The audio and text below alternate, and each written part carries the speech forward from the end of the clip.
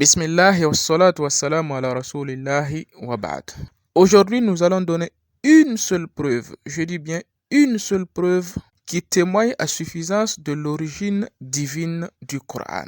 Alors, attachez bien vos ceintures, nous allons démarrer. L'univers est en expansion. Bon, ça on le sait tous plus ou moins. Au début du XXe siècle, les travaux de Lemaitre et Hubble ont mené à cette affirmation. Einstein nous a appris que l'espace était non seulement susceptible de se courber, qu'il réagissait à la présence des corps, mais également que l'espace était une structure dynamique. C'est la grande découverte et c'est celle qui nous permet de comprendre l'expansion de l'univers. C'est la grande découverte et c'est celle qui nous permet de comprendre l'expansion de l'univers. Mon ami, mes chers amis, est-ce que vous saviez que ce que les scientifiques appellent grande découverte, C'est la grande découverte. est-ce que vous saviez que pour nous les musulmans, ce n'est pas une grande découverte, mais plutôt une grande redécouverte? Pourquoi? Parce que Dieu, il avait annoncé déjà cette vérité il y a des siècles et des siècles dans le Coran. Cette vérité de l'expansion de l'univers a été annoncée depuis belle lurette dans le Coran, avant même que ces scientifiques ne sachent qu'ils viendront au monde. Continue. Eh bien oui, le musulman, il savait cela des siècles et des siècles avant ces découvertes scientifiques. Dieu, il nous avait donné cette révélation il y a 15 siècles que l'univers s'enflait, que l'univers s'expandait. On le savait déjà. Sourate 51, le verset 47. وَالسَّمَاءَ بَنَيْنَاهَا بِأَيْدٍ وَإِنَّا لَمُوسِعُونَ. Traduction, le ciel, nous l'avons construit par notre puissance et nous l'étendons constamment et nous l'expandons constamment et nous l'enflons constamment dans l'immensité. Allahu Akbar.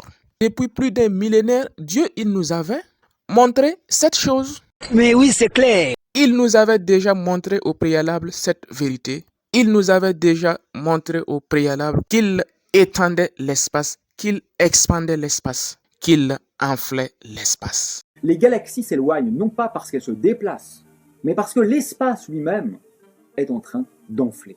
Les galaxies s'éloignent non pas parce qu'elles se déplacent, mais parce que l'espace lui-même est en train d'enfler.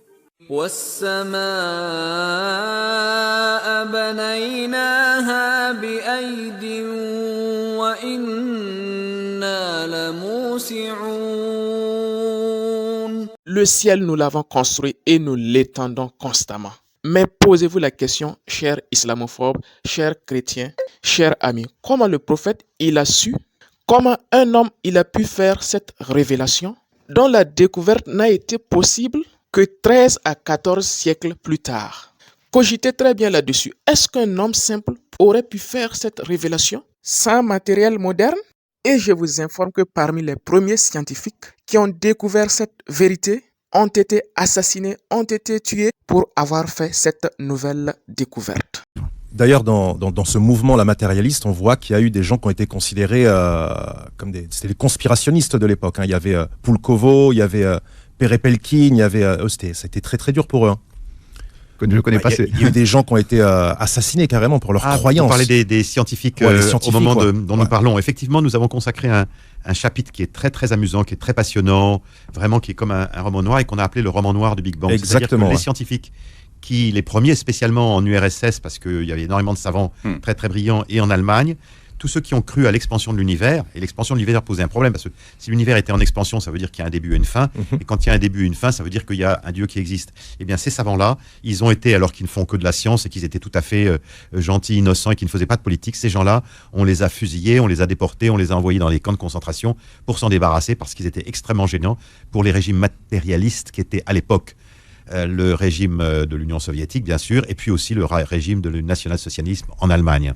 Donc ce n'est pas une petite affaire, ce n'est pas une petite découverte, c'est une découverte qui a coûté la vie à plusieurs personnes, à plusieurs scientifiques. Or, c'était déjà une vérité coranique.